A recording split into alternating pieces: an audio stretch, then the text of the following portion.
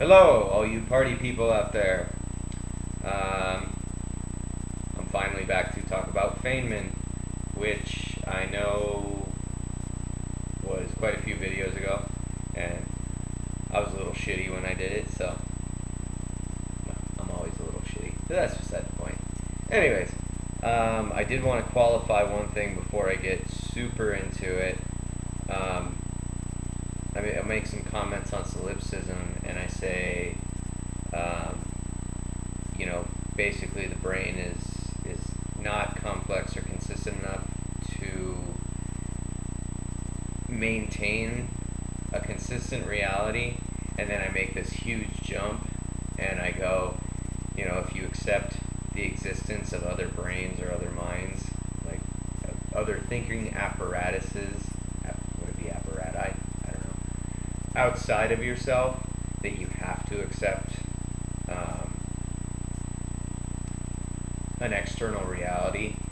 And to me, that was kind of a non sequitur, so I wanted to throw a little in between there just to bridge that gap.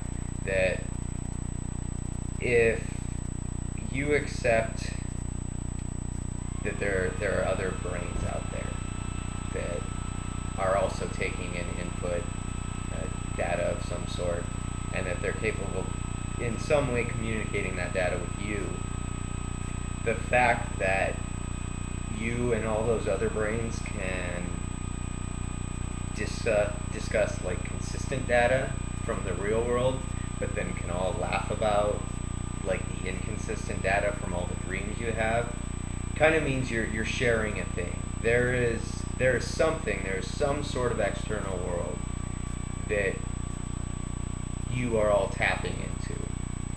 Otherwise, you try and talk to somebody about, what you did on Saturday. I went to the bowling alley and I ate French fries and kicked a hobo, and I can say those things, and someone goes, yeah, no, I get it. You kicked a hobo, awesome. Um, Within a dream, I can say like, well, I dreamt I was a rabbit and I was being chased by a bear, and then somebody with a sword tried to chop me to pieces, and I ended up in IKEA, and everybody laughs about that because they understand how topsy-turvy and retarded dreams can be, and they also understand that it's nothing close to reality. That we've all had these experiences, these our little personal realities in our brains, but when it comes to actual physical external reality, we at least come to some sort of agreement on what it does, and how it works, and the things that it does. And we do it consistently, and not just consistently within ourselves, but we do it consistently with everyone else too. I can walk over and I can explain, the equation for gravity to you. Like, I messed it up, so I'm changing it. F equals your gravitational constant times the mass of the two bodies divided by the square of the distance. The square of the distance between your center points, if you're talking about spheres, for example.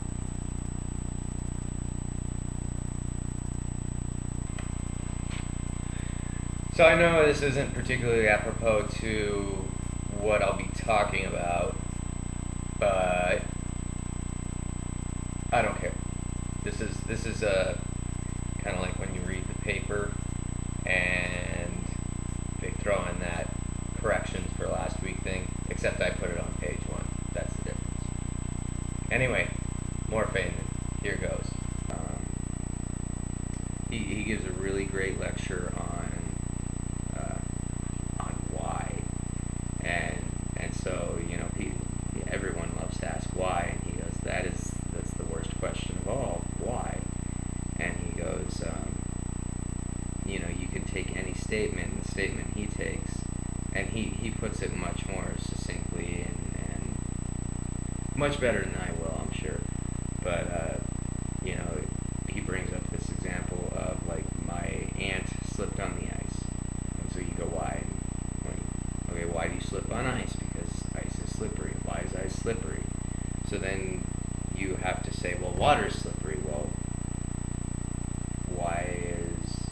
And you made a logical jump there, number one, but he kind of assumes everybody's going to follow him.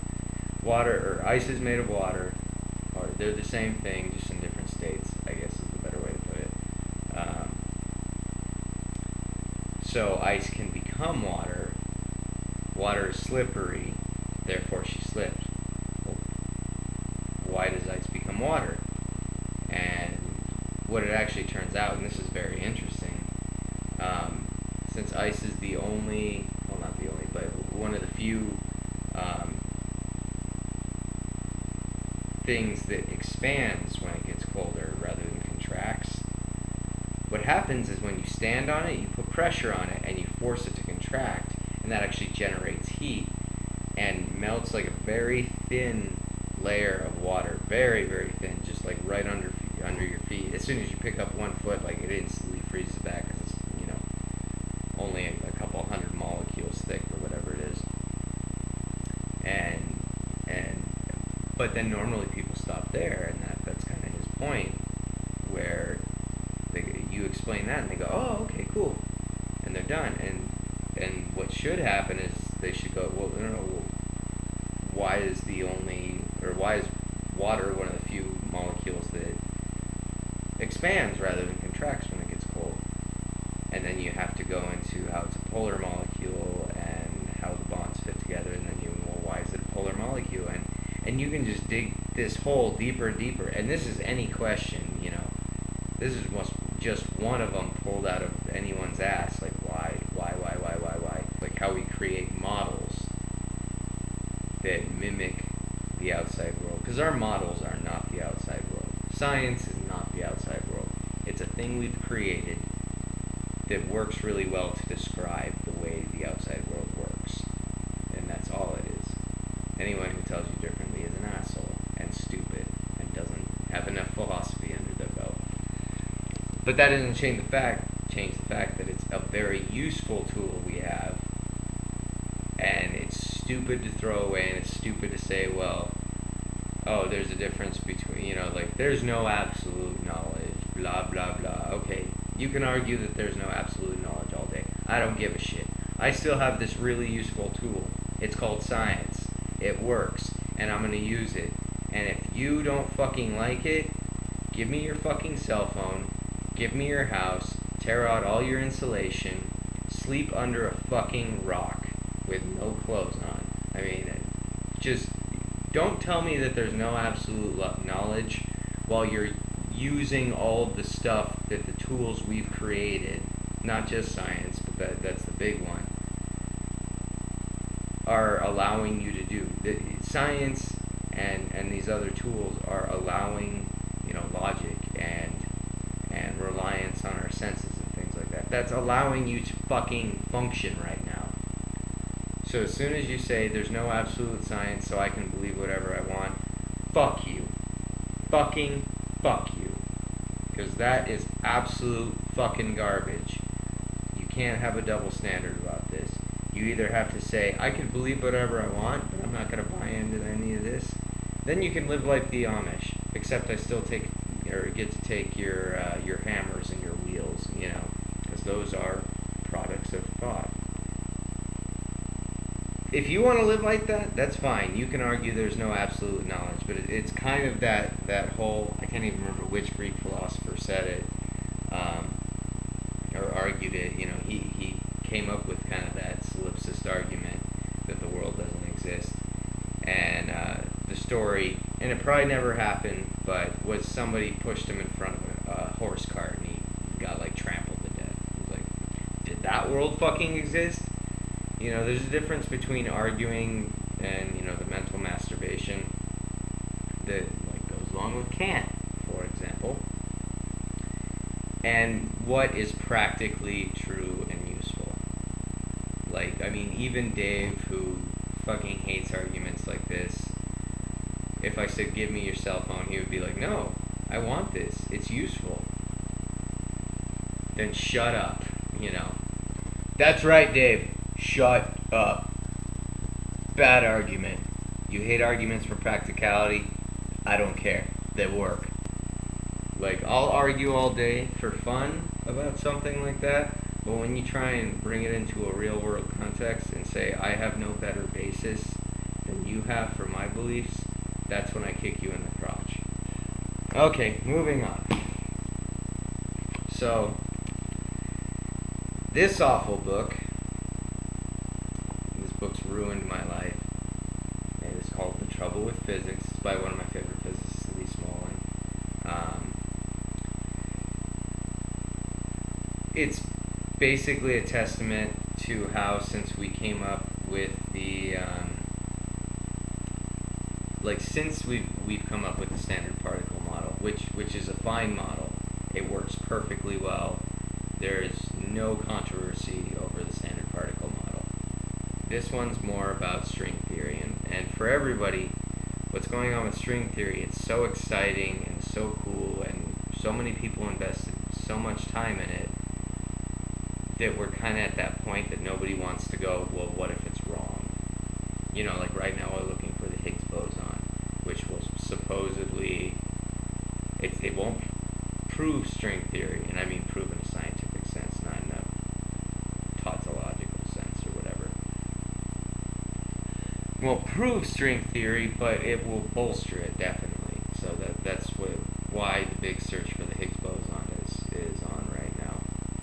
And the problem is that so much money and so many physicists' careers have been invested in it that nobody wants to look back, and it's becoming dogmatic. Like, if you don't study string theory, you can't get a job right now, at least in physics. And so it is showing how, you know, this branch of physics is becoming particularly dogmatic, you know, which is just something that I despise. Dogmatism in any way, shape, or form is just awful.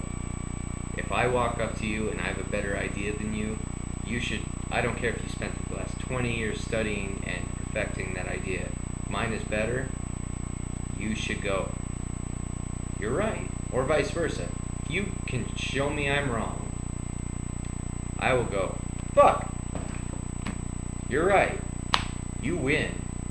And I'm the better for it. I'm glad that happened. And unfortunately, being that, you know, money and funding and things of that nature are at stake, it's not so easy. It becomes complicated quickly. So I wanted to throw that one in there, just since I was talking about Feynman. I had to put my little physics plug. And the rest of this is going to regard mathematics, formal systems, and consciousness. Hi everyone out in cyberspace. This is how asleep I am. I would let my master play with my lips all day. All day. My head's pointy, I guess.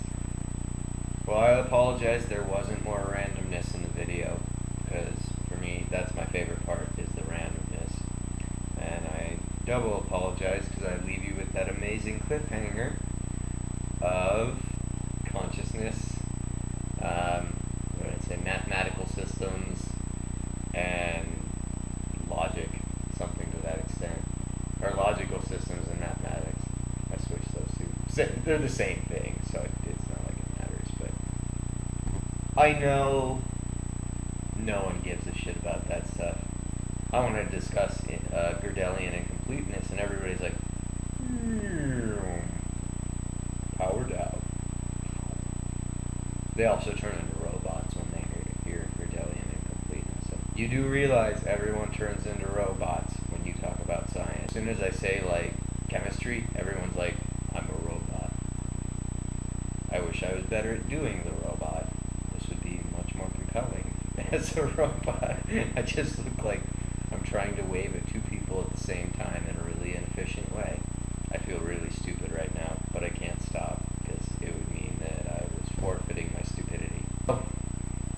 Next round in a couple days. Later, YouTube. You guys have a good day.